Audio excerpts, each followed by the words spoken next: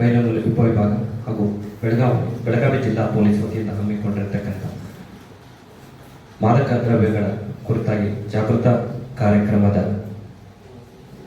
ವೇದಿಕೆ ಮೇಲೆ ಆಸೀನರಾಗಿರ್ತಕ್ಕಂಥ ಬೆಳಗಾವಿ ಜಿಲ್ಲೆಯ ಹೆಚ್ಚುವರಿ ಪೊಲೀಸ್ ವರಿಷ್ಠಾಧಿಕಾರಿಗಳಾಗಿರ್ತಕ್ಕಂಥ ಶ್ರೀಯುತ ಆರ್.ಬಿ. ಬಸಗಿ ಸರ್ ಅವರೇ ಹಾಗೂ ಬೈಲಹೊಂಗಲ ಉಪವಿಭಾಗದ ಪೊಲೀಸ್ ಉಪಾಧೀಕ್ಷಕರಾಗಿರ್ತಕ್ಕಂಥ ಶ್ರೀ ಹಿರೇಮಠ್ ಸರ್ ಅವರೇ ಹಾಗೂ BO ಸರ್ ಆಗಿರ್ತಕ್ಕಂಥ ತುಮಾಕಿ ಸರ್ ಅವರೇ ಹಾಗೂ ತಾಲೂಕ್ ಪಂಚಾಯತ್ AD ಪಾಟೀಲ್ ಸರ್ ಅವರೇ ಹಾಗೂ ನಮ್ಮ ಹೈಸ್ಕೂಲಿನ ಪ್ರಾಂಶುಪಾಲರಾಗಿರ್ತಕ್ಕಂಥ ಚನ್ನಗಿ ಸರ್ ಅವರೇ, ನಮ್ಮ PSI ಅವರೇ ಹಾಗೂ ಈ ಒಂದು ಕಾರ್ಯಕ್ರಮಕ್ಕೆ ಆಯೋಜನೆ ಮಾಡಲಿಕ್ಕೆ ನಮಗೆ ಸಹಕಾರ ಕೊಟ್ಟಿರ್ತಕ್ಕಂಥ ಸರ್ಕಾರಿ ಪ್ರಥಮ ದರ್ಜೆ ಪದವಿ ಪೂರ್ವ ಕಾಲೇಜಿನ ಎಲ್ಲ ಪ್ರಾಂಶುಪಾಲರಿಗೆ ಹಾಗೂ ಎಲ್ಲ ಉಪನ್ಯಾಸಕ ವರ್ಗದವರೇ ಹಾಗೂ ನಮ್ಮ ಎಲ್ಲ ಕಾರ್ಯಕ್ರಮಗಳಿಗೆ ಯಾವಾಗಲೂ ಸಹಕಾರವನ್ನು ನೀಡುತ್ತಿರುವಂಥ ನಮ್ಮ ಪತ್ರಿಕಾ ಮಾಧ್ಯಮದವರೇ ಹಾಗೂ ಕೇಂದ್ರ ಬಿಂದುಗಳಾಗಿರ್ತಕ್ಕಂಥ ಎಲ್ಲ ಇಲ್ಲಿ ಸೇರಿರ್ತಕ್ಕಂಥ ಪದವಿ ಪೂರ್ವ ಕಾಲೇಜಿನ ಎಲ್ಲ ವಿದ್ಯಾರ್ಥಿನಿಯರೇ, ಈಗಾಗಲೇ ಸ್ವಾಗತ ಕಾರ್ಯಕ್ರಮವನ್ನು ಮಾತಾಡ್ತಾ ಚೆನ್ನಾಗಿ ಸರ್ ಬಹಳ ಚೆನ್ನಾಗಿ ಇದರ ಬಗ್ಗೆ ಪ್ರಾಸ್ತಾವಿಕವಾಗಿ ವಿಷಯಗಳನ್ನ ಮುಟ್ಟಿಸಿಬಿಟ್ಟಿದ್ದಾರೆ ತಮಗೆ.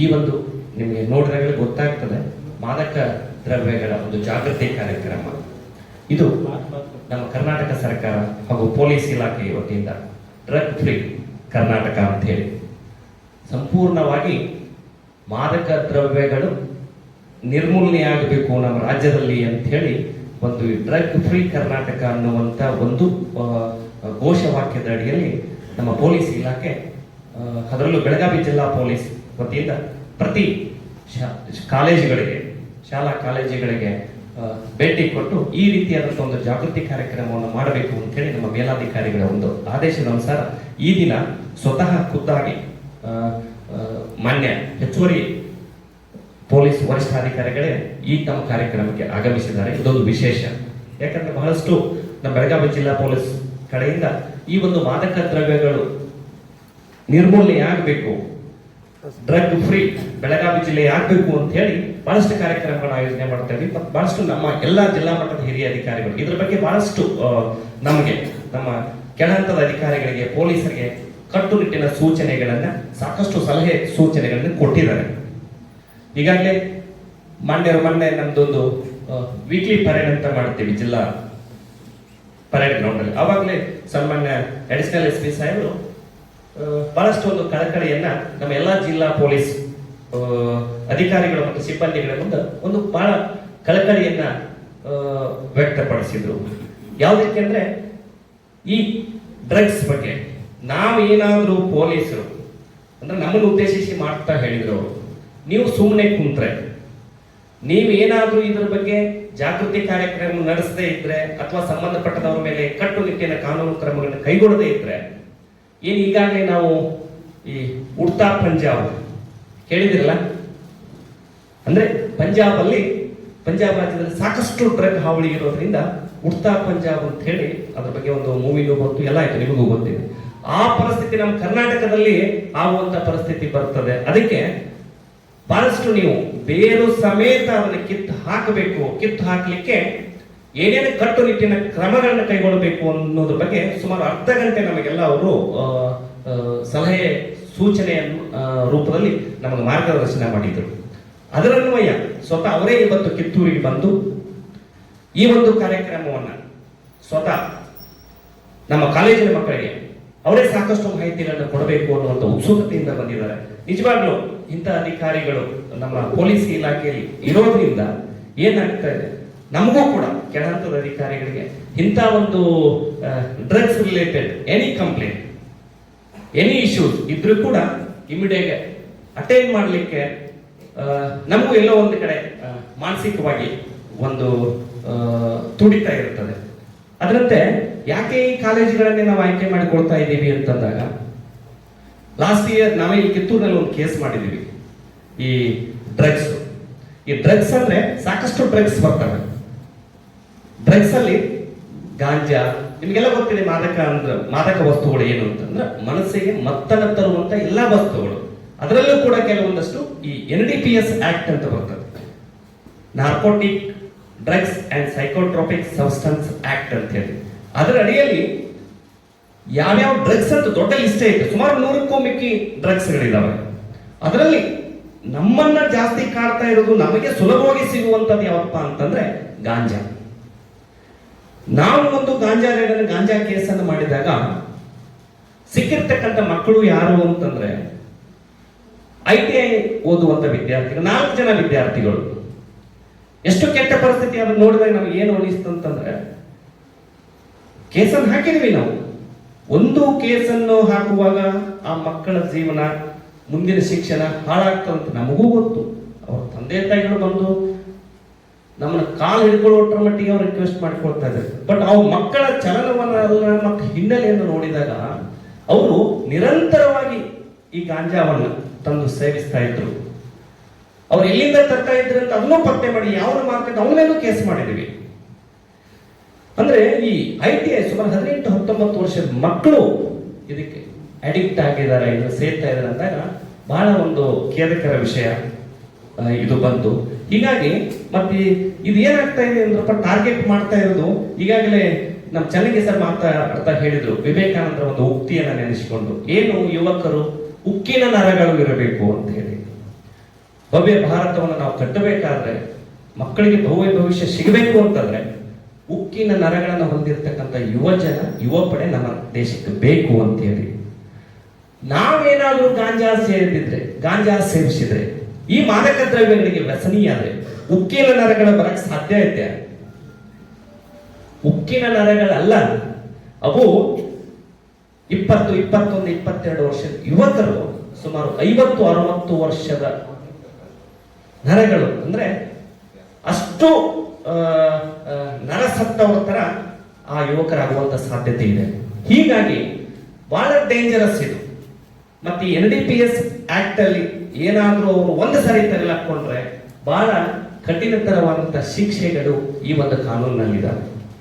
ಮತ್ತೆ ಯಾಕೆ ನಿಮಗೆ ಹೇಳ್ತಾ ಇದ್ದೀವಿ ಅಂತಂದ್ರೆ, ಅವರು ಇದನ್ನ ಮಾರುವಂತವ್ರು ತಮ್ಮ ಆರ್ಥಿಕ ಲಾಭ, ಅಂದ್ರೆ ದುಡ್ಡಿನ ಆಸೆ ಇರಬಹುದು, ಇಲ್ಲ ಈ ಭಾರತೀಯ ಯುವ ಜನತೆಯನ್ನು ಒಂದು ತಪ್ಪು ದಾರಿಗೆ ಎಳಿಬೇಕು ಅಂತೇಳಿ ಒಂದು ಹಿಡನ್ ಅಜೆಂಡಾ ಇಟ್ಟುಕೊಂಡು ನಿಮ್ಮನ್ನ ಟಾರ್ಗೆಟ್ ಮಾಡ್ತಾರೆ. ಒಂದು ಸರಿಯಾದ ನಸಿಯನ್ನ ನಿಮಗೆ ಕಲಿಸಿಕೊಟ್ರಂದ್ರೆ ಪದೇ ಅದನ್ನು ಸೇವಿಸಬೇಕು ಅನ್ನೋ ರೀತಿ ನಿಮ್ಮ ಮನಸ್ಸಿನಲ್ಲಿ ಬರೋ ತರ ನಿಮ್ಮನ್ನೇ ಟಾರ್ಗೆಟ್ ಮಾಡಿ ಕಾಲೇಜುಗಳ ಸುತ್ತಮುತ್ತ ಮಾರೋದು, ಅಥವಾ ಯಾವನೋ ಸೇರ್ತಿರ್ತಾನೆ ಅಂತದೇನಾದ್ರೂ ನೀವು ಗಮನಕ್ಕೆ ಬಂದಾಗ ಇಮಿಡಿಯೇಟ್ ಆಗಿ ನೀವು ಮಾಡಬೇಕಾಗಿರೋ ಕೆಲಸ, ದಯವಿಟ್ಟು ನೀವು ಪೊಲೀಸ್, ನಿಮ್ಗೆಲ್ಲ ಗೊತ್ತಿದೆ, ಇಲ್ಲ ನಿಮ್ಮ ಕಾಲೇಜು ಉಪನ್ಯಾಸಕರು ಇರ್ತಾರೆ ಅವ್ರಿಗೆ ತಿಳಿಸ್ರಿ, ಇಲ್ಲ ನೇರವಾಗಿ ಪೊಲೀಸ್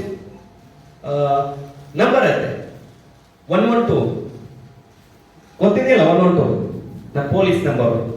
112 ಫೋನ್ ಮಾಡ್ರಿ, ಇಲ್ಲ ಹತ್ತಿರದ ಪೊಲೀಸ್ ಠಾಣೆಗೆ ತಿಳಿಸ್ರಿ, ನಮ್ಮ ಪೊಲೀಸ್ ಅಧಿಕಾರಿಗಳಿಗೆ ಮಾಹಿತಿ ಕೊಡ್ರಿ.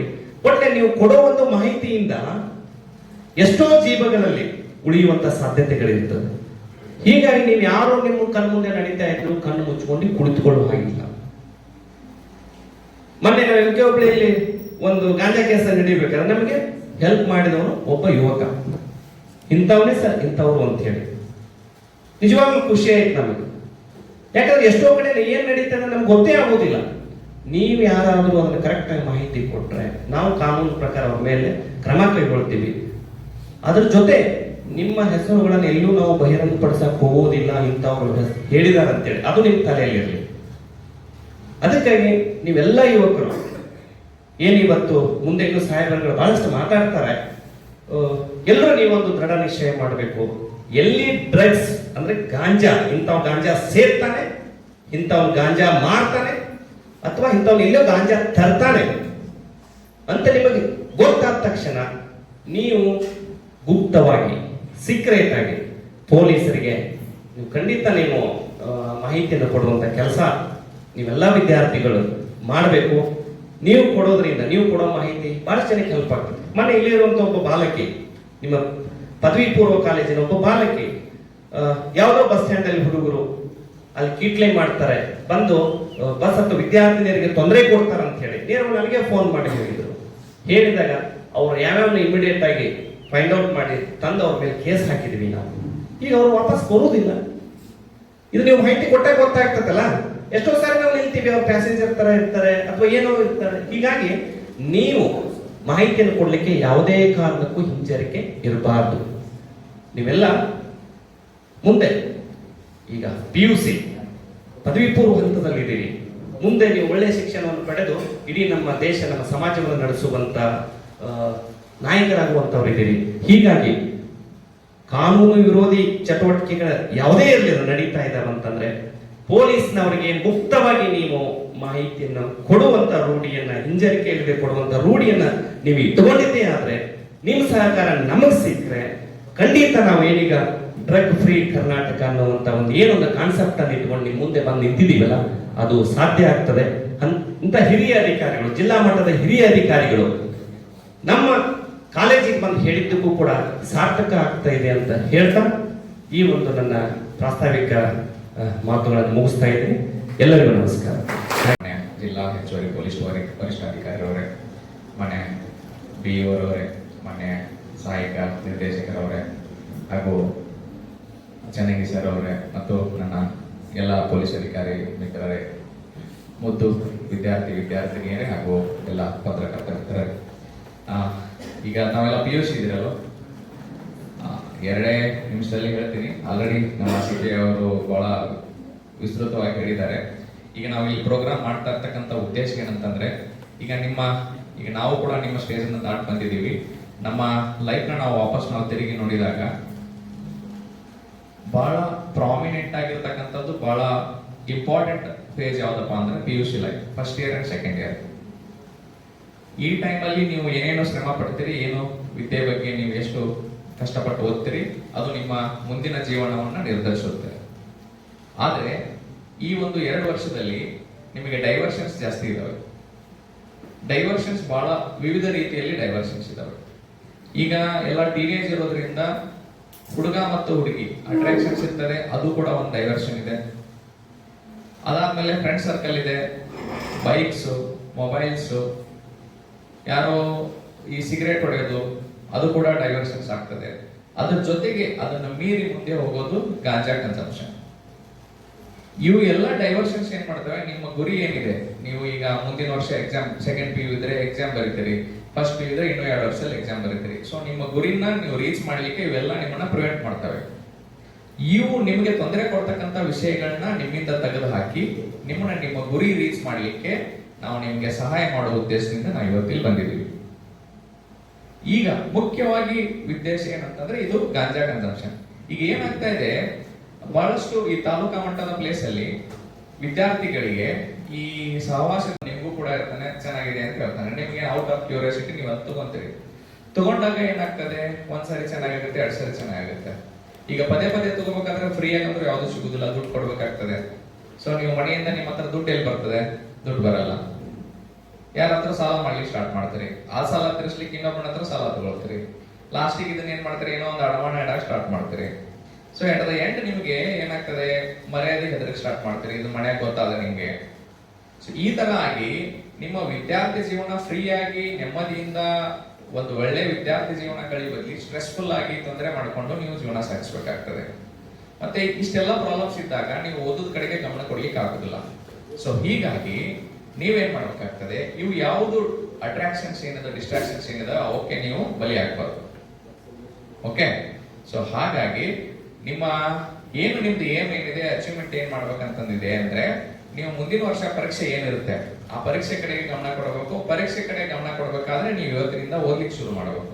ಇವತ್ತಿನಿಂದ ಓದ್ಲಿಕ್ಕೆ ಶುರು ಮಾಡ್ಬೇಕಂತಂದ್ರೆ ಇವನ್ನೆಲ್ಲ ನೀವು ಬಿಟ್ಬಿಡ್ಬೇಕು.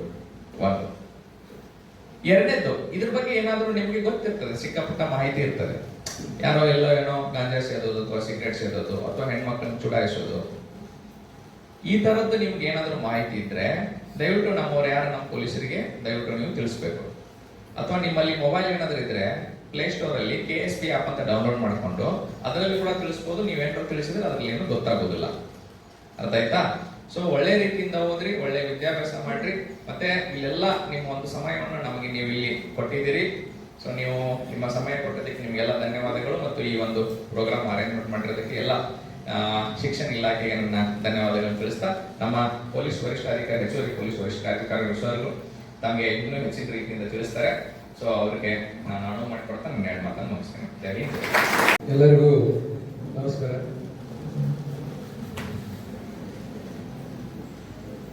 ವೇದಿಕೆಯಲ್ಲಿ ಉಪಸ್ಥಿತರಿರುವ ಎಲ್ಲ ಹಿರಿಯ ಅಧಿಕಾರಿಗಳಿಗೆ ನಮಸ್ಕರಿಸುತ್ತಾ ಸಭೆಯಲ್ಲಿ ಉಪಸ್ಥಿತರಿರುವ ಎಲ್ಲ ಮಾಧ್ಯಮ ಸಹೋದರರೇ, ಎಲ್ಲ ಮುದ್ದು ವಿದ್ಯಾರ್ಥಿನಿಯರು, ಜೂನ್ 26ಕ್ಕೆ ನಾವು ಅಂತಾರಾಷ್ಟ್ರೀಯ ಮಾದಕ ದ್ರವ್ಯ ವಿರೋಧಿ ದಿನಾಚರಣೆಯನ್ನ ಆಚರಣೆ ಮಾಡ್ತಾ ಇದ್ದೀವಿ. ಇವತ್ತೆಷ್ಟು ತಾರೀಕು? ಎಷ್ಟು? ಮುಂಚಿತವಾಗಿಯೇ ನಾವು ಮಾನ್ಯ ಸಾಹೇಬರು ಸಿಕ್ಕೋದು ನಮ್ಮದೆಲ್ಲ ಸುಧಾರ.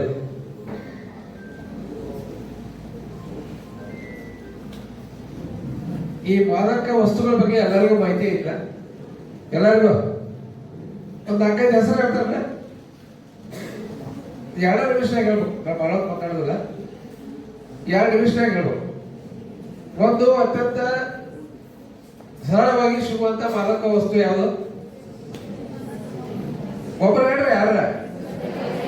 ಗಾಂಜಾ,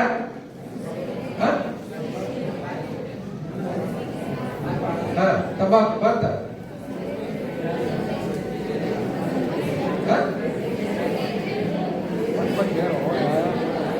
ಇದು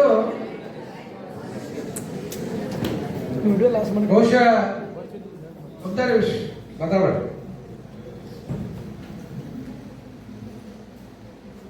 ಗ್ರಾಮೀಣ ಪ್ರದೇಶಗಳಲ್ಲಿ ಸಾಮಾನ್ಯವಾಗಿ ಕಬ್ಬಿಣಾಗ ಬೆಳೀತಾರೆ ಗಾಂಜಾ. ನೋಡ್ಯಾರ ಎಲ್ಲರೂ ಗಾಂಜಾ ಗಿಡ? ಇಲ್ಲ, ಒಂದ್ಸಲ ನೋಡ್ರಿ, ಎಲ್ಲಾರು ಸಿಕ್ಕರ ಅದಕ್ಕೆ ಕಿತ್ತೋಗಿರಿ. ಅದನ್ನ ದುರುಪಯೋಗ ಮಾಡುವಂತ ಜನರು ಸಾಕಷ್ಟು ಜನ ಇರ್ತಾರ, ಅದನ್ನ ಮಾರಾಟ ಮಾಡ್ತಾರ. ನಿಮ್ಮ ಕಣ್ಣಿಗೆ ಬಿದ್ರ ಇಮಿಡಿಯೇಟ್ಲಿ ಸರ್ ಹೇಳಿದ್ರು, ಶಿವಾನಂದ್ ಸರ್, ನಮ್ಮ ಗಮನಕ್ಕೆ ತಗೊಂಬರ್ರಿ, ನಾವು ಕ್ರಮ ಕೈಗೊಳ್ತೇವೆ ಅಂತೇಳಿ. ಒಂದು ನಿವಾರಣೆ ಕಿತ್ತೋಗಿರಿ, ಇಲ್ಲಾಂದ್ರೆ ನಿಮಗೆ ಕಿತ್ತೋಗಿಲಿಕ್ಕೆ ಆಗ್ಲಿಲ್ಲ, ಧೈರ್ಯ ಆಗ್ಲಿಲ್ಲ ಅಂದ್ರೆ ಪೊಲೀಸರ ಗಮನಕ್ಕೆ ತಗೊಂಡ್ರೆ ಇಮಿಡಿಯೇಟ್ಲಿ ಆ ಕೆಲಸವನ್ನ ಮಾಡ್ತಾರ. ಜೊತೆಗೆ ನಾವೆಲ್ಲ ಸುಧಾರಿಗಳು, ಇನ್ನು ಗ್ರಾಮೀಣ ಸಬರ್ಬನ್ ಏರಿಯಾದಾಗ ನಾವು ಇದು ಪೂರ್ತಿ ಡೆವಲಪ್ ಆದಂತ ನಗರಗಳಲ್ಲಿ ನಾವು ನೀವೆಲ್ಲರೂ ಇಲ್ಲ. ನಗರ ಪ್ರದೇಶಗಳಲ್ಲಿ ಇವತ್ತ ವಿಜಯವಾಣಿ ಒಳಗೆ ಒಂದು ಡ್ರಗ್ ಪೆಡ್ಲರ್ಸ್ ಬಗ್ಗೆ ಬಂದಿದೆ, ಒಂದು ಆರ್ಟಿಕಲ್ ಬೆಳಗ್ಗೆ ಓದಿದ್ದೆ ನಾನು. ಇನ್ನ ನಗರ ಪ್ರದೇಶಗಳಲ್ಲಿ ಸಾಮಾನ್ಯವಾಗಿ 9, 10, 11, 12ನೇ ತರಗತಿ ವಿದ್ಯಾರ್ಥಿಗಳು ಸರಳವಾಗಿ ಸಿಗುವಂತ ಡ್ರಗ್ಗಳನ್ನ ನಗರ ಪ್ರದೇಶಗಳಲ್ಲಿ ಬಳಕೆ ಮಾಡ್ತಾ ಇದ್ದಾರೆ. ನಾವು ಪುಣ್ಯವಂತರು, ನೀವು ಪುಣ್ಯವಂತರು, ನಾವು ಪುಣ್ಯವಂತರು. ಯಾಕಂದ್ರೆ ಅವಕ್ಕರ ಹೆಸರು ಸಹಿತ ನಮ್ಗೆ ಗೊತ್ತಿಲ್ಲ.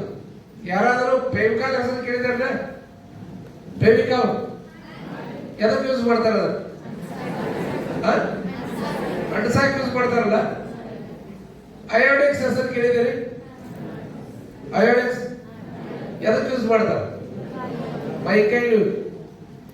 ಸಾಮಾನ್ಯವಾಗಿ ಇವತ್ತು ಪರಿಸ್ಥಿತಿ ಯಾವ ರೀತಿಯಾಗಿದೆ, ಬಹಳಷ್ಟು ದೊಡ್ಡ ದೊಡ್ಡ ನಗರಗಳಲ್ಲಿ, ಮುಂಬೈ ಮತ್ತು ಬೆಂಗಳೂರು ಅಂತ ನಗರಗಳಲ್ಲಿ ಪ್ರೌಢಶಾಲೆಗಳಲ್ಲಿ ಓದುತ್ತಿರುವಂತಹ ವಿದ್ಯಾರ್ಥಿಗಳು ಅಯೋಡೆಕ್ಸ್ ಅನ್ನ ಜಾಬಗತೆ ಯೂಸ್ ಮಾಡಿ ತಿಂತಾ ಇದ್ದಾರೆ.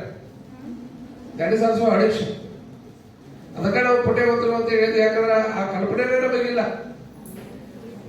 ಅಯೋಡೆಕ್ಸ್ ನಾವು ಜಾಬ್ ಅಂತ ಗೊತ್ತೈತಿ, ಬ್ರೆಡ್ ಮೇಲೆ ಹಚ್ಕೊಂಡು ತಿಂತವಲ್ಲ, ಆ ರೀತಿ ನಗರ ಪ್ರದೇಶಗಳಲ್ಲಿ, ದೊಡ್ಡ ದೊಡ್ಡ ನಗರಗಳಲ್ಲಿ ಇನ್ನೂ ಯಾವಾಗೂ ಬಂದಿಲ್ಲ. ಅಂತ ಪರಿಸ್ಥಿತಿ ಇದ್ದಾಗ ಇವತ್ತು ನಮ್ಮ ಕಿತ್ತೂರಲ್ಲಿ ಮಾನ್ಯ ಹೆಚ್ಚುವರಿ ಪೊಲೀಸ್ ವರಿಷ್ಠಾಧಿಕಾರಿಗಳ ಒಂದು ಅಧ್ಯಕ್ಷತೆಯಲ್ಲಿ ಇವತ್ತು ಅಂತಾರಾಷ್ಟ್ರೀಯ ಮಾದಕ ದ್ರವ್ಯ ವಿರೋಧಿ ದಿನಾಚರಣೆಯನ್ನ ನಾವು ನೀವೆಲ್ಲರೂ ಆಚರಣೆ ಮಾಡ್ತಾ ಇದ್ದೀವಿ. ದಯಮಾಡಿ ನಿಮಗೆ ಎಂತಾವು ಏನಾರ ಕಂಡು ಬಂದರೆ ಇಮಿಡಿಯೇಟ್ಲಿ ಅದನ್ನ ತಡೆಯುವಂತ ಪ್ರಯತ್ನ ಮಾಡ್ರಿ.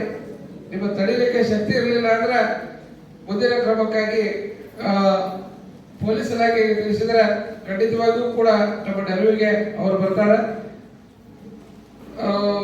ಇಷ್ಟು ಹೇಳ್ತಾ ಇನ್ನೊಂದು ಎಲ್ಲ ವಿದ್ಯಾರ್ಥಿಗಳಿಗೆ 2 ಮಾತುಗಳನ್ನು ಹೇಳ್ತೇನೆ.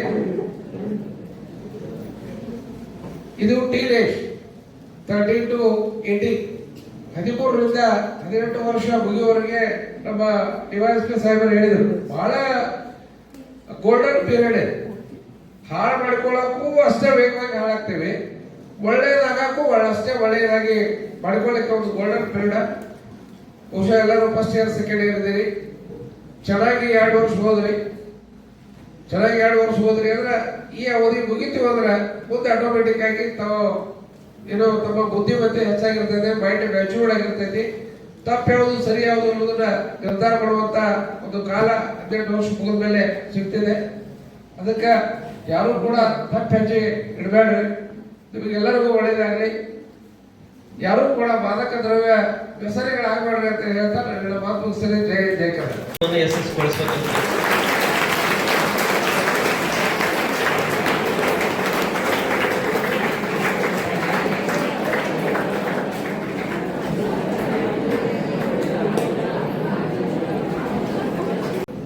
ನಮಸ್ಕಾರಗಳು. ವೇದಿಕೆ ಮೇಲೆ ಆಸೀನರಾಗಿರುವಂಥ ನಮ್ಮ ಮಿತ್ರರಾದಂಥ ಶ್ರೀ ವೀರಯ್ಯ ಮಠಪತಿಯವರೇ, ಇನ್ಸ್ಪೆಕ್ಟರ್ ಆದಂಥ ಶ್ರೀ ಶಿವಾನಂದ ಗುರುನಟ್ಟಿಯವರೇ, BO ಸಾಹೇಬರಾದಂಥ ಶ್ರೀ ತುಬಾಕಿಯವರೇ, ಪ್ರಿನ್ಸಿಪಾಲ್ ಆದಂಥ ಶ್ರೀ ಮಹೇಶ್ ಚನ್ನಗಿ ಸರ್ ಅವರೇ, ಮತ್ತು ನಮ್ಮ ತಾಲೂಕು ಪಂಚಾಯತ್ ಆಫೀಸರ್ ಅಂತ ಪಾಟೀಲ್ ಅವರೇ, ಮತ್ತೊಬ್ಬರು ಇನ್ನೊಬ್ಬರು ನಮ್ಮ PSI ಇದ್ರು ಹಂಪಣ್ಣವರು ಅಂತೇಳಿ ಅವರು, ಮತ್ತು ಇಲ್ಲಿ ಶಾಲೆಯ ಎಲ್ಲ ಆಡಳಿತ ಮಂಡಳಿ, ಶಿಕ್ಷಕರು ಮತ್ತು ಪತ್ರಿಕಾ ಸ್ನೇಹಿತರು, ಎಲ್ಲಕ್ಕಿಂತ ಇಂಪಾರ್ಟೆಂಟ್ ನಾವು ನೆನೆಸಿದೇವಲ್ಲ, ಅದಕ್ಕಿಂತ ಹೆಚ್ಚಾಗಿ ನೆನೆಸ್ಬೇಕಾಗಿರೋದು ಮುದ್ದು ವಿದ್ಯಾರ್ಥಿನಿಯರನ್ನ. ನಾವು ಈ ಬಂಧುದ ಕಾರ್ಯಕ್ರಮದ ಮುಖ್ಯ ಉದ್ದೇಶ ವಿದ್ಯಾರ್ಥಿ ಮತ್ತು ವಿದ್ಯಾರ್ಥಿನಿಯರನ್ನು ಉದ್ದೇಶಿಸಿ ಒಂದು 4 ಹಿತನುಡಿಗಳನ್ನು ಹೇಳಬೇಕು.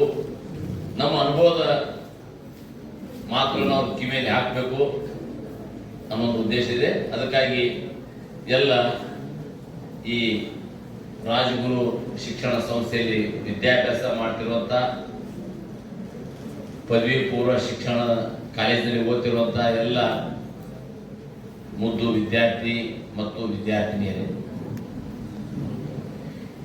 ಇದರಲ್ಲಿ ಯಾರಾದ್ರೂ ಒಬ್ರು ನಿಂತು ಹೇಳಿ ಆರೋಗ್ಯ ಅಂದ್ರೆ ಏನು ಅಂತ. ತಮ್ಮನ್ನು ಹೇಳು ಆರೋಗ್ಯ ಅಂದ್ರೆ ಗೊತ್ತಿಲ್ಲ? ಆರೋಗ್ಯ ಗೊತ್ತಿಲ್ಲ ನಿನಗ? ಹೇಳ.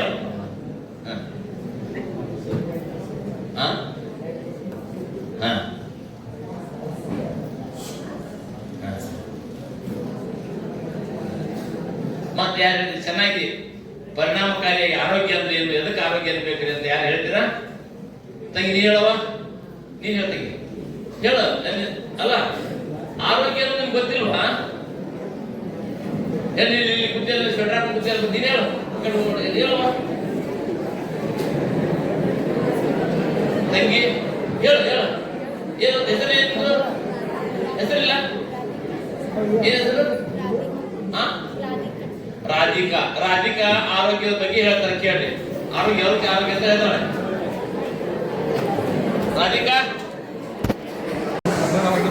ಹೇಳ ಆರೋಗ್ಯ ಹೇಳಿ. ಆರೋಗ್ಯ ಯಾವ್ದಕ್ಕೆ ಆರೋಗ್ಯ ಇರಬೇಕು? ದೈಹಿಕವಾಗಿ,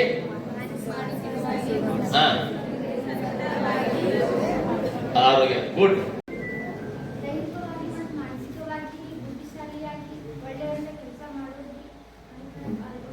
ಆರೋಗ್ಯವಂತರ ಲಕ್ಷಣ ಅದು ಆರೋಗ್ಯ ಅಂತ ಹೇಳ್ತಾರೆ. Good good. ನೋಡಿ,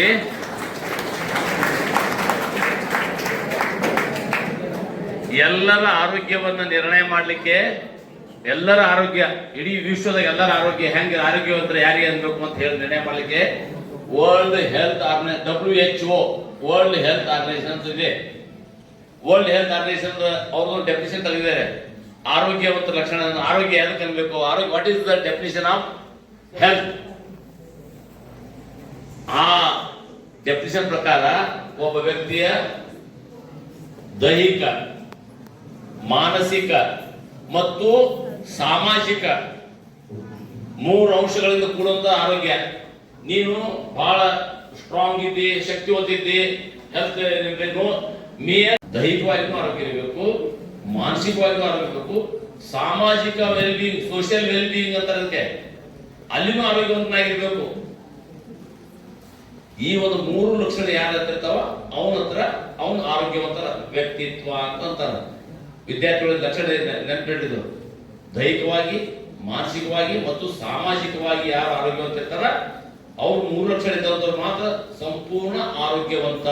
ಅದು ಆರೋಗ್ಯ ಅನ್ನೋದು WHO ವರ್ಲ್ಡ್ ಹೆಲ್ತ್ ಆರ್ಗನೈಸೇಷನ್ ಹೇಳಿದಂತ ಇದು ಡೆಫಿನೇಷನ್. ಇವತ್ತು ನಾವಿಲ್ಲಿ ಯಾಕೆ ನಿಮ್ಮ ಮುಂದೆ ನಿಂತು ನಾವು ಮಾತನಾಡೋದಂದ್ರ ಅಂತಾರಾಷ್ಟ್ರೀಯ ಮಾದಕ ದ್ರವ್ಯ ವಿರೋಧ ದಿನಾಚರಣೆ. ಈ ಜೂನ್ 21ನೇ ತಾರೀಕಿನಿಂದ ಜೂನ್ 26ನೇ ತಾರೀಕಿನವರೆಗೆ ಒಂದು ಸಪ್ತಾಹ ಆಚರಣೆ ಮಾಡೋದು ನಾವು. ಸಪ್ತಾಹ ಮಾದಕ ದ್ರವ್ಯ ವಿರೋಧಿ ದಿನಾಚರಣೆ ಸಪ್ತಾಹ ಮಾಡೋದು. ಆ ಸಪ್ತಾಹದ ಕಾರ್ಯ ಚಟುವಟಿಕೆಗಳು ಏನೇನಪ್ಪ ಅಂದ್ರ ಜಾಥಾ ಮಾಡುವುದು, ಶಾಲಾ ಕಾಲೇಜುಗಳಲ್ಲಿ ಹೋಗಿ ವಿದ್ಯಾರ್ಥಿಗಳಿಗೆ ಇದ್ರ ಬಗ್ಗೆ ತಿಳುವಳಿಕೆ ನೀಡುವುದು ಮತ್ತು ಕಾಂಪಿಟೇಷನ್ ಏರ್ಪಡಿಸುವುದು, ಇದ್ರ ಬಗ್ಗೆ ಇದರ ಮಾದಕ ದ್ರವ್ಯ ಉಪಯೋಗದಿಂದ ಆಗುವಂತಹ ಕೆಟ್ಟ ಪರಿಣಾಮ ಏನದ ಅನ್ನೋದು ಎಲ್ಲರಿಗೂ ಮನವರಿಕೆ ಮಾಡಿಕೊಡುವುದು ಮತ್ತು ಸೊಸೈಟಿಗೆ ಎಚ್ಚರಿಸುವುದು. ಮನವರಿಕೆ ಮಾಡಿಕೊಟ್ಟ ಬಳಿಕ ನೀವು ಎಚ್ಚರಗೊಳ್ಬೇಕಲ್ಲ, ಇಂಥ ನಿಮ್ಮ ಸುತ್ತಮುತ್ತ ಎಲ್ಲರಿಂದ ಅಕ್ರಮ ಚಟುವಟಿಕೆ, ಈ ಮಾದಕ ದ್ರವ್ಯದ ಉಪಯೋಗ, ಮಾದಕ ದ್ರವ್ಯದ ಸಾಗಾಟ, ಮಾದಕ ದ್ರವ್ಯದ ಬೆಳವಣಿಗೆ ಬೆಳೀತಾರ ಅನ್ನೋದು ನಿಮ್ಗೆ ಮಾಹಿತಿ ಬಂದಾಗ ನೀವು ಮತ್ತದಕ್ಕೆ ಕಾನೂನು ಜೋಡಿ ಸಹಕಾರ ಮಾಡ್ಬೇಕಲ್ಲ. ಅದ್ರ ಬಗ್ಗೆ ನಿಮ್ಮಲ್ಲಿ ಜಾಗೃತಿ ಮೂಡಿಸುವಂತ ಕಾರ್ಯಕ್ರಮನೇ ಈ ಮಾದಕ ದ್ರವ್ಯ ವಿರೋಧಿ ದಿನಾಚರಣೆಯ ಮುಖ್ಯ ಉದ್ದೇಶ. Narcotic drugs and psychotropic substances, NDPS, narcotic drugs and psychotropic substances. ಇದು ಎಷ್ಟು ಕಾಡ್ತಾ ಇದೆ ಅಂದ್ರೆ ನಮ್ಮ ಕಿತ್ತೂರದ ಜನರಿಗೆ ಅಷ್ಟೇ ಅಲ್ಲ, ನಮ್ಮ ಬೆಳಗಾವಿ ಜಿಲ್ಲಾದವರಿಗೆ ಅಷ್ಟೇ ಅಲ್ಲ, ನಮ್ಮ ಕರ್ನಾಟಕ ರಾಜ್ಯದವರಿಗೆ ಅಷ್ಟೇ ಅಲ್ಲ, ನಮ್ಮ ಭಾರತ ದೇಶಕ್ಕೆ ಅಷ್ಟೇ ಅಲ್ಲ, ವಿಶ್ವದ ಪ್ರತಿಯೊಂದು ಮೂಲೆಗಳಲ್ಲಿ ರಾಷ್ಟ್ರಗಳು ತಲ್ಲಣಿಸಿ ಹೋಗಿದ್ದಾವೆ. ಈ ಮಾದಕ ದ್ರವ್ಯದ ಮಾದಕದ ಉಪಯೋಗ, ಮಾದಕದ ಹಾವಳಿ ಇದನ್ನ ನಿಯಂತ್ರಿಸಕ್ಕೆ ಆಗಲಾರ ತಲ್ಲಣಿಸಿ ಹೋಗಿದ್ದಾವೆ. ಎಷ್ಟೋ ರಾಷ್ಟ್ರಗಳು ದಿವಾಳಿ ಹೋಗಿದ್ದಾವೆ. ಎಷ್ಟೋ ರಾಷ್ಟ್ರಗಳು ವೈದ್ಯ ರಾಷ್ಟ್ರಗಳ ಮೇಲೆ ಇದನ್ನ ಪ್ರಯೋಗ ಮಾಡಿ ಸರ್ವನಾಶ ಮಾಡ್ತಾ ಇದ್ದಾವೆ. ಒಂದು ಮೊನ್ನೆ ಪೇಪರ್ದಲ್ಲಿ ನಾನು ನೋಡಿದೆ, 2.5 ಲಕ್ಷ ಕೋಟಿ ವ್ಯವಹಾರ ಮಾಡ್ತಾ ಇದ್ದಾವೆ ಇಂಡಿಯಾದಲ್ಲಿ. 2.5 ಲಕ್ಷ ಕೋಟಿ ಈ ಮಾದಕ ದ್ರವ್ಯ ಸಾಗಾಟ, ಮಾರಾಟ, ಸೇವನೆ ಇದೆಲ್ಲ ನೋಡಿದ್ರೆ ಅಂತಾರಾಷ್ಟ್ರೀಯ ಮಟ್ಟದಲ್ಲಿ 2.5 ಲಕ್ಷ ಕೋಟಿ ಅಷ್ಟು ವ್ಯವಹಾರ ಆಗ್ತಾ ಇದೆ. ಒಂದು ಎಲ್ಲಿ ಹೋಗ್ತಾ ಇದೆ ನೋಡಿ. ತಾವು ಹೇಳಿದ CPI ಅವರು ಉಡ್ತಾ ಪಂಜಾಬ್ ಒಂದು ಸಿನಿಮಾ, ಒಂದು ಉಡ್ತಾ ಪಂಜಾಬ್ ಅಂತ, ಪಂಜಾಬ್ ರಾಜ್ಯ ಪೂರ್ತಿ ಸರ್ವನಾಶ ಆಗುವಂತ ಪರಿಸ್ಥಿತಿ ಬಂದಿದೆ. ಪ್ರತಿಯೊಬ್ಬ ಯುವಕರೆಲ್ಲ ಗಾಂಜಾ ನಶದಲ್ಲಿ ನಿಂತಿದ್ರು. ಸಿಕ್ಕಾಪಟ್ಟೆ ಆ ಸಿನಿಮಾ ಬಂದ ಕೂಡಲೇ ಮಕ್ಕಳ ಪರಿಣಾಮ ಮತ್ತು ಯುವಕರ ಮೇಲೆ ಪರಿಣಾಮ ಆಗಿ ಈಗಲೇ ಕಡಿಮೆ ಆಗ್ತಾ ಇದೆ. ಬಟ್ ನಮ್ಮಲ್ಲಿ ಪರಿಸ್ಥಿತಿ 2.5 ಲಕ್ಷ ಕೋಟಿ ದೇಶದಾದ್ರೆ ನಮ್ಮ ರಾಜ್ಯದ ಪಾಲೇನು? ನಮ್ಮ ಕರ್ನಾಟಕ ರಾಜ್ಯದ ಪಾಲು 1,500 ಕೋಟಿ. 1,500 ಅಂದ್ರೆ 1,500 ಕೋಟಿ ವ್ಯವಹಾರ ನಮ್ಮ ಕರ್ನಾಟಕ ರಾಜ್ಯದಲ್ಲಿ ಈ ಮಾದಕ ದ್ರವ್ಯಗಳ ವ್ಯವಹಾರ ನಡೀತಾ ಇದೆ. ನೋಡಿ ಇದ್ರ ಪರಿಣಾಮ ಎಷ್ಟು ಎಲ್ಲಿ ಬಂದಿದೆ ಅಂತ. ನಮ್ಮ DYSP ಅವರು ಮಾತಾಡುವಾಗ ಮತ್ತು BO ಸಾಹೇಬರು ಮಾತಾಡುವಾಗ ಇವಾಗ ನಮ್ಮ ಪ್ರಿನ್ಸಿಪಾಲ್ ಮಾತಾಡೋದು ಗಾಂಜಾನೇ ಇಂಪಾರ್ಟೆಂಟ್, ಗಾಂಜಾ ಬೆಳಿತಾರೆ ಅಂತ. ಇದು ನಮ್ಮ ಲೆವೆಲ್ಗೆ, ನಮ್ಮ ಮಾರಾಟದಲ್ಲಿ ಗಾಂಜಾನೇ ಇಂಪಾರ್ಟೆಂಟ್, ಗಾಂಜಾನೇ ಬೆಳಿತಾರೆ ಅನ್ನೋದು ಅನ್ಕೊಳ್ಳೋಣ. ಎಂತೆಂತಲ್ಲಿ ಗಾಂಜಾ ಬೆಳಿತಾರೆ, ಯಾವ ರೀತಿ ಗಾಂಜಾ ಬೆಳಿತಾರೆ, ಗಾಂಜಾ ಸೇವನೆಯಿಂದ ಏನಾಗ್ತದೆ, ಗಾಂಜಾ ಸೇವನೆ, ಗಾಂಜಾ ಕಳ್ಳ ಸಾಗಾಟ ಹೇಗಾಗ್ತಾ ಇದೆ, ಅದ್ರ ಬಗ್ಗೆ ವಿಚಾರ ಮಾಡೋಣ. ಬರೀ ಗಾಂಜಾ ಒಂದೇ ಅಲ್ಲ, ನಮ್ಮಲ್ಲಿ ಡ್ರಗ್ ಅಂತ ತಿಳ್ಕೊಂಡಿದ್ವಿ, ಬರೀ ಗಾಂಜಾನೇ ಒಂದು ಡ್ರಗ್ ಅಂತ ತಿಳ್ಕೊಂಡಿದ್ವಿ. ಅಲ್ಲ, ಬರೀ ಗಾಂಜಾ ಡ್ರಗ್ ಅಲ್ಲ, ಸಾಕಷ್ಟು ಸಿಂಥೆಟಿಕ್ ಡ್ರಗ್ಸ್ ಇದಾವೆ. ಸಿಂಥೆಟಿಕ್ ಡ್ರಗ್ ಮಾರ್ಫಿನ್ ಇದಾವೆ, MMRD, MDMS, ಬೇರೆ ಬೇರೆ ತರದ ಡ್ರಗ್ಸ್ಗಳಿದಾವೆ. ಅದು ಯಾಕ್ರಿ ನಿಮ್ಮ ಮೆಡಿಕಲ್ ಶಾಪ್ ಸಿಗ್ತಾವಲ್ಲ ಕೆಲವೊಂದು ಡ್ರಗ್ಗಳು, ಶೆಡ್ಯೂಲ್ H ಡ್ರಗ್ಗಳು, ಅವನು ಡ್ರಗ್ಗಳೇ. ಡಾಕ್ಟರ್ಗಳು ಯಾವ ರೋಗಕ್ಕೆ ಯೋಗ್ಯವಾದ ಮೆಡಿಸಿನ್ ಅನ್ನ ಪ್ರಿಸ್ಕ್ರಿಪ್ಷನ್ ಮಾಡಿ ಬರೆದು ಕೊಡ್ತಾರೆ. ಬಟ್ ಡಾಕ್ಟರ್ಗಳ ಪ್ರಿಸ್ಕ್ರಿಪ್ಷನ್ ಇಲ್ಲಾರ್ದೇನೆ ಕೆಲವು ಡ್ರಗ್ಗಳು ವಿದ್ಯಾರ್ಥಿಗಳು ಅಡಿಕ್ಟ್ ಆಗಿ ಆ ಡ್ರಗ್ಗಳು ಹೋಗ್ತಾ ಇರ್ತಾರೆ. ಅದು ಡ್ರಗ್ಗೆ, ಬರೀ ಗಾಂಜಾ ಒಂದೇ ಡ್ರಗ್ ಅಂತ ತಿಳ್ಕೊಬೇಡಿ ನೀವು. ಥಿನ್ನರ್ ಅಂತ ಯೂಸ್ ಮಾಡ್ತಾರೆ, ಈ ಪೇಂಟ್ಗಳಿಗೆ ಪ್ರೈಮರಿ ಪೇಂಟ್ ಹೊಡ್ಲಿಕ್ಕೆ ಥಿನ್ನರ್ ಯೂಸ್ ಮಾಡ್ತಾರೆ. ಈ ವೈಟ್ನರ್ ಯೂಸ್ ಆಗ್ತದೆ, ಏನ್ರೆ ಅಂಕಿ ನಾವು ಬರೋದನ್ನ ಅಳಿಸ್ಲಿಕ್ಕೆ ವೈಟ್ನರ್ ಯೂಸ್ ಮಾಡ್ತಾರೆ. ಅದರಲ್ಲೂ ಡ್ರಗ್ಗಿನ ನಶಾ ಪದಾರ್ಥ ಇರ್ತದೆ, ಅದರಿಂದನೂ ಅವರು ಖುಷಿ ಪಡ್ತಾ ಇರ್ತಾರೆ. ಕೆಲವೊಬ್ಬರಿಗೆ ಬೇರೆ ಬೇರೆ ಹೇಳಿದ್ರಲ್ಲ, ಅಯೋಡಿನ್ ಅಂತ ಮತ್ತೆ ಬೇರೆ ಬೇರೆ ಪದಾರ್ಥಗಳು ಸೇರಿದ್ರೆ ಅದನ್ನು ತಿಂದ್ಕೊಂಡಿದ್ರೆ ಅದರಿಂದ ಅವರು ಖುಷಿ ಪಡ್ತಾರೆ. ಅದು ಡ್ರಗ್ಗೆ. ಡ್ರಗ್ ಒಂದೇ ರೂಪದಲ್ಲಿಲ್ಲ. ಡ್ರಗ್ ಇದಕ್ಕೆ ಫಸ್ಟ್ಗೆ ಡ್ರಗ್ ಅಂತಾರೆ. ಇವೆಲ್ಲರೂ ಏನ್ ಬೇಕಾದ್ರೆ ಬಿಟ್ಟು ಅದು ಬಿಟ್ಟು ಬೇರೆ ಎಲ್ಲ ಡ್ರಗ್ ನಾವು ಸೇವನೆ ಮಾಡ್ಬೋದು, ಉಪಯೋಗಿಸಬಹುದು. ಯಾವುದು ಮನುಷ್ಯನಿಗೆ ಆರೋಗ್ಯದ ಮೇಲೆ ಪರಿಣಾಮ ಬೀರ್ತದ, ಪದೇ ಪದೇ ಉಪಯೋಗಿಸುವುದರಿಂದ ಅವರಿಗೆ ಆ ಸಂದರ್ಭದಲ್ಲಿ ಅವರಿಗೆ ಖುಷಿ ಅನಿಸಿರ್ಬೋದು, ಆ ಸಂದರ್ಭದಲ್ಲಿ ಅವರಿಗೆ ಸಂತೃಪ್ತ ಭಾವನೆ ಸೃಷ್ಟಿ ಮಾಡಿರ್ಬೋದು. ಬಟ್ ಅದರಿಂದ ಆರೋಗ್ಯದ ಮೇಲೆ ದುಷ್ಪರಿಣಾಮ ಬೀರ್ತದ, ಮಾನಸಿಕ ನೆಮ್ಮದಿ ಕಳ್ಕೊತದ, ಆರ್ಥಿಕ ನೆಮ್ಮದಿ ಕಳ್ಕೊತದ. ಅವೆಲ್ಲ ಡ್ರಗ್ಗಳೇ. ಇವೆಲ್ಲ ಅಂತವೆಲ್ಲ ಉಪಯೋಗ ಮಾಡೋದನ್ನ ನಾವು ವರ್ಜಿಸಬೇಕು. ಈಗ ನಮ್ಮದೇನು ಪಾತ್ರ ಅದೇ ಅಂದ್ರೆ ಹೇಳಿದ್ರು, ಈ ನಮ್ಮ ಈಗಾಗಲೇ ಮಾತಾಡಿದಂತ ಎಲ್ಲ ಅಧಿಕಾರಿಗಳು ಮಾತಾಡಿದ್ರು. ಮನುಷ್ಯನಲ್ಲಿ ಒಂದು ಸ್ಟೇಜ್ ಅದಾವ.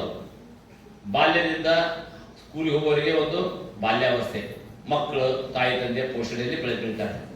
ಅವಾಗೆಲ್ಲ ತಾಯಿ ತಂದೆ ಬಹಳ ಪ್ರೀತಿಯಿಂದ ಮುದ್ದಿಂದ ಬೆಳೆಸ್ತಾರೆ. ಮುಂದೆ ಅವ್ರ ಮಕ್ಕಳು ಸ್ಕೂಲ್ಗೆ ಹೊರಟ್ರಂದ್ರ ಫಸ್ಟ್ ಸ್ಟ್ಯಾಂಡರ್ಡ್ ಅಂತ ತೊಗೊಳ್ಳೋಣ, ನರ್ಸರಿ, ಪ್ರೀ ನರ್ಸರಿ ಎಲ್ಲ ಬಿಟ್ರಿ ಫಸ್ಟ್ ಸ್ಟ್ಯಾಂಡರ್ಡ್ ಇಂದ SSLC ವರೆಗೆ ಮಕ್ಕಳು ಒಂದು ಲೆವೆಲ್ಗೆ ಎಲ್ಲ ತಾಯಿ ತಂದೆ ಕಂಟ್ರೋಲ್ದಲ್ಲಿ ಮತ್ತು ಹೈಸ್ಕೂಲ್ ಒಳಗ ಶಿಕ್ಷಕರ ಕಂಟ್ರೋಲ್ದಲ್ಲಿ ಅವರಿಗೆ ಬಹಳ ಗೌರವಿತವಾಗಿ ಮತ್ತು ಅವ್ರ ಭಯ ಭಕ್ತಿಯಿಂದ ಅವ್ರ ಜೊತೆ ಒಡನಾಟ ಬೆಳೆಸ್ಕೊಂಡು ತಮ್ಮ ಹೈಸ್ಕೂಲ್ ಮುಗಿಸ್ತಾರೆ. ಒಮ್ಮೆ ಹೈಸ್ಕೂಲ್ ಮುಗಿತಂದ್ರ ಅವ್ರಿಗೆ 16 ವರ್ಷ ಮುಗಿತ. SSLC ಮುಗಿದು 16 ವರ್ಷ ಮುಗಿತಲ್ಲ. ಒಮ್ಮೆ SSLC ಮುಗಿಸಿ 16 ವರ್ಷ ಮುಗಿತು ಅಂದ್ರ ನೀವು ಬಹಳ ಡೇಂಜರ್ ಜೂನ್ದಾಗ ಇರ್ತೀರಿ. ನೀವು PUC ಫಸ್ಟ್ ಇಯರ್ ಮತ್ತು ಸೆಕೆಂಡ್ ಇಯರ್ ಬಹಳ ಡೇಂಜರ್ ವಯಸ್ಸಿನ ಹೇಳ್ತೀನಿ. ಆ PUC ಫಸ್ಟ್ ಇಯರ್ ಮತ್ತು ಸೆಕೆಂಡ್ ಇಯರ್ ಏನು ಓದ್ತಾ ಇರ್ತೀರಿ ಮಕ್ಕಳು, ಅವರಿಗೆ ತಾಯಿ ತಂದೆಯಾಗಲಿ ಮತ್ತು ಗುರುಗಳಾಗಲಿ ಬುದ್ಧಿವಾದ ಹೇಳುವಷ್ಟು ದಡ್ಡ ಇರಂಗಿಲ್ಲ. ಮತ್ತು ಮುಂದಿನ ಪರಿಣಾಮ ಏನಾಗ್ತದ, ನಮ್ಮ ಭವಿಷ್ಯ ಯಾವ ರೀತಿ ರೂಪಿಸ್ಕೊಳ್ಬೇಕು ಅನ್ನುವಂತ ದೊಡ್ಡ ಆಲೋಚನೆ ಮಾಡುವಂತ ಬುದ್ಧಿನೂ ಬೆಳೆದಿರೋದಿಲ್ಲ. ಅಲ್ಲಿ ಪ್ರತಿಯೊಂದಕ್ಕೂ ಏನದ ನೋಡೋಣ, ಟೆಸ್ಟ್ ಮಾಡಿ ನೋಡೋಣ, ಏನದ ನೋಡೋಣ, ಅದನ್ನ ಹ್ಯಾಂಗ ನೋಡೋಣ, ಏನದ ನೋಡೋಣ, ಹಿಂಗ್ ಆಸಕ್ತಿಯಿಂದ ಮತ್ತೊಂದು ಪ್ರಯೋಗ ಮಾಡಕ್ ಹೋಗ್ತಿರ್ತೀರಿ. ಅದರಲ್ಲಿ ಯಾವ್ದ್ರಲ್ಲಿ ನಿಮಗೆ ಆಸಕ್ತಿ ಹೆಚ್ಚಿಗೆ ಮೂಡ್ತದ ಅದನ್ನ ಠಿಕಾಣ ಆಗ್ತೀರಿ. ಅದು ಡ್ರಗ್ ಆಗಿರ್ಬೋದು, ನಶೆಬಾಜಿ ಆಗಿರ್ಬೋದು, ಮತ್ತೊಂದು ಮಗನಾಗಿರ್ಬೋದು. ಆ 2 ವರ್ಷ ನೀವು ನಿಮ್ಮ ಮನಸ್ಥಿತಿಯನ್ನ ಕಂಟ್ರೋಲ್ ಮಾಡಿಕೊಂಡು ನಿಮ್ಮ ಆತ್ಮಸ್ಥೈರ್ಯವನ್ನು ಕಾಪಾಡಿಕೊಂಡು ತಪಸ್ಸಿನ ರೀತಿಯಲ್ಲಿ ಆ 2 ವರ್ಷ PUC ಫಸ್ಟ್ ಇಯರ್ ಮತ್ತು ಸೆಕೆಂಡ್ ಇಯರ್ ಯಾರು ಪಾರ್ ಮಾಡ್ತೀರಿ, ಏನು ಯಾವುದು ಆ ಕಡೆ ಈ ಕಡೆಯಲ್ಲಿ ನೋಡ್ಲಾರ್ದಾಗ ನೀವು ಯಾರು ಪಾರ್ ಮಾಡ್ತೀರಿ ಅವರು ಸಾಧನೆ ಮಾಡ್ತಾರೆ. ಈ 2 ವರ್ಷ ತಪಸ್ಸು ಮಾಡಬೇಕು, ಮುಂದದು ಸಾಧನೆಯಾಗಿ ಪರಿವರ್ತನೆ ಆಗ್ತದೆ. ಮುಂದೆ ನಿಮ್ಮ ಮುಂದಿನ ಜೀವನದಲ್ಲಿ ನೀವು ಸಾಧನೆನೇ. ನೀವು ಡಿಗ್ರಿ ಯಾವುದೇ ಡಿಗ್ರಿ ಮಾಡಿ, ನೀವು ಇಂಥ ಡಿಗ್ರಿ ಅಂತ ಯಾವುದೋ ಕೀಳರಿಮೆ ಮಾಡ್ಕೋಬೇಡಿ. ಮಿನಿಮಮ್ ನಾನು BA ದವನೇ, ನಾನು BA BCom ದವನೇ, ನಾನೇನು ಇಂಜಿನಿಯರಿಂಗ್ ಮೆಡಿಕಲ್ ಅದು ಎಲ್ಲ ಓದಿ ಬಂದವ್ರಲ್ಲ. ಬಟ್ ಆ ಡಿಗ್ರಿಯಲ್ಲಿ ನಿಮಗೆ ಒಂದು ಮ್ಯಾಚುರಿಟಿ ಬಂದಿರ್ತದೆ. ಡಿಗ್ರಿ ನೀವು ಯಾವಾಗ ಎಂಟ್ರಿ ಆಗ್ತಿರಲ್ಲ ನಿಮ್ಮಲ್ಲಿ ಮ್ಯಾಚುರಿಟಿ ಬಂದಿರ್ತದೆ. ಅವಾಗ ನೀವು ಏನ್ ಮಾಡ್ತೀರಿ, ನಿಮ್ಮದು ಟರ್ನಿಂಗ್ ಪಾಯಿಂಟ್ ಅದು PUC ಫಸ್ಟ್ ಇಯರ್ ಮತ್ತು ಸೆಕೆಂಡ್ ಇಯರ್ ಮುಗಿದ ಕೂಡಲೇ ನಿಮ್ಗೆ ಟರ್ನಿಂಗ್ ಪಾಯಿಂಟ್ ಸ್ಟಾರ್ಟ್ ಆಗ್ತದೆ. ಅಲ್ಲಿಂದ ನಿಮ್ಗೆ ಏನ್ ಸಾಧನೆ ನಿಮ್ಗೆ ಅನಿಸ್ತದ, ಮನೆ ಆರ್ಥಿಕ ಪರಿಸ್ಥಿತಿ ಸಾಧಾರಣ ಇದೆ, ತಾಯಿ ತಂದೆ ಬಡತನದಲ್ಲಿದ್ದಾರೆ, ನಮ್ಮ ತಂಗಿ ಹೋಗಿದ್ದಾರೆ, ಎಲ್ಲ ನಮ್ಮ ಅಕ್ಕ ಹೋಗಿದ್ದಾರೆ, ಓದಿಸು ನಮ್ಮ ತಂದೆ ತಾಯಿಗೆ ಬಹಳ ಕಷ್ಟ ಆಗ್ತಾ ಇದೆ. ನಾನು ಆದಷ್ಟು ಏನೇ ಮಾಡಿ ಸ್ವಲ್ಪ ಚೆನ್ನಾಗಿ ಓದಿ ಒಂದು ಉದ್ಯೋಗ ದೊರಕಿಸ್ಕೋಬೇಕು, ಒಂದು ಜಾಬ್ ಮಾಡ್ಲಿಕ್ಕೆ ಪ್ರಯತ್ನ ಮಾಡಬೇಕು, ಏನಾದ್ರೂ ಒಂದು ಸಾಧನೆ ಮಾಡಿ ಒಂದು ಉನ್ನತವಾದ ಸ್ಥಾನಕ್ಕೆ ಏರ್ಬೇಕು ಅನ್ನೋದು ಆಲೋಚನೆ ಯಾವಾಗ ಬರ್ತವ, ಡಿಗ್ರಿ ಫಸ್ಟ್ ಇಯರ್ ಬಂದ್ಕೊಂಡು ಚಾಲು ಆಗ್ತಾವ. ಇವೆಲ್ಲ ವ್ಯಸನದ ಎಲ್ಲ ದಿನಗಳನ್ನ ಹೋಗ್ಬಿಡ್ತಾವ. ಅದೇ 2 ವರ್ಷದ 18 ವರ್ಷ ತನಕ 14-18 ವರ್ಷ ಇರ್ತಾರ ಅಡೋಲ್ಸೆಂಟ್ ಏಜ್ ಅಂತ ಹೋಗಿ ಸಂಪೂರ್ಣ ನೀವು ಪ್ರೌಢರ್ ಆಗ್ತೀರಿ. ಆ ಡಿಗ್ರಿಯಲ್ಲಿ ನಿಮ್ಮನ್ನು ನೀವು ಮರ್ತು ಬಿಡ್ತೀರಿ. ನೀವು ಎಲ್ಲ ಸಾಧನೆ ಯಾವ ಕಡೆ ಹೋಗಿರ್ತಂದ್ರೆ ಏನಾದ್ರೂ ಸಾಧಿಸ್ಬೇಕು, ಜೀವನ ಕಟ್ಕೋಬೇಕು, ಜೀವನದಲ್ಲಿ ನಾನು ನನ್ನ ಸ್ವಂತ ಕಾಲ ಮೇಲೆ ನಿಲ್ಬೇಕು ಮತ್ತು ನನ್ನ ಫ್ಯಾಮಿಲಿಯನ್ನು ಹೇಗೆ ತಿಳಿಬೇಕು, ನಮ್ಮ ತಂಗಿ ಮದುವೆ ಮಾಡ್ಬೇಕು, ನನ್ನ ಅಕ್ಕನ ಮದುವೆ ಮಾಡ್ಬೇಕು, ನಮ್ಮ ತಾಯಿ ತಂದೆ ಚೆನ್ನಾಗಿ ನೋಡ್ಕೋಬೇಕು. ಇಂಥ ಭಾವನೆಗಳು ನಿಮ್ಮಲ್ಲಿ ಡಿಗ್ರಿ ಬಂದಾಗ ಚಲೋ ಆಗ್ತಾವ. ಅದಕ್ಕಾಗಿ ನೀವು ಸತತ ಪ್ರಯತ್ನ ಮಾಡ್ತಿರ್ತೀರಿ ಡಿಗ್ರಿ ಬಂದಾಗ. ಅದಕ್ಕಾಗಿ ಈ PUC ಫಸ್ಟ್ ಇಯರ್ ಮತ್ತು ಸೆಕೆಂಡ್ ಓದ್ತಿರೋ ಎಲ್ಲಾ ಮಕ್ಕಳೆಲ್ಲ ನನ್ನ ನೆನಪು ಏನಂದ್ರೆ ನೀವು ಯಾವುದೇ ವ್ಯಸನಕ್ಕೆ ಭಾಗಿಯಾಗಲಾರದೆ ನೀವು ನಿಮ್ಮ ಸಂಪೂರ್ಣ ನಿಮ್ಮ ವಿದ್ಯಾಭ್ಯಾಸದಲ್ಲಿ ತೊಡಗಿಸ್ಕೊಂಡು ನೀವು ಒಂದು ಸಾಧನೆ ಮಾಡಿ PUC first year second year ಮುಗಿಸಿ ಉನ್ನತ ದರ್ಜೆಯಲ್ಲಿ ನೀವು ಪಾಸ್ ಆಗಿ ಡಿಗ್ರಿ ಹೋದ್ರಿ ಅಂದ್ರೆ ಅಲ್ಲಿ ನಿಮ್ಗೆ ಇದೆಲ್ಲ ಹೇಳೋ ಅವಶ್ಯಕತೆ ಬರಂಗಿಲ್ಲ. ಅಲ್ಲಿ ಡಿಗ್ರಿ ಹೋದಾಗ ಏನ್ ಮಾಡ್ತದ, ಧಾರವಾಡ ಇದೆ, ನೀವೆಲ್ಲರೂ ಸಾಧನೆ ಮಾಡಲಿಕ್ಕೆ ಯಾರು ಬೇಕಾದ್ರೂ ಕೈ ಮಾಡಿ ಕೂಗಿ ಕರೀತಾ ಇದೆ. ನೀವೇನು ದಿಲ್ಲಿಗೆ ಹೋಗ್ಬೇಕಾಗಿಲ್ಲ, ಹೈದರಾಬಾದ್ ಹೋಗ್ಬೇಕಾಗಿಲ್ಲ, ಬೆಂಗಳೂರಿಗೆ ಹೋಗ್ಬೇಕಾಗಿಲ್ಲ.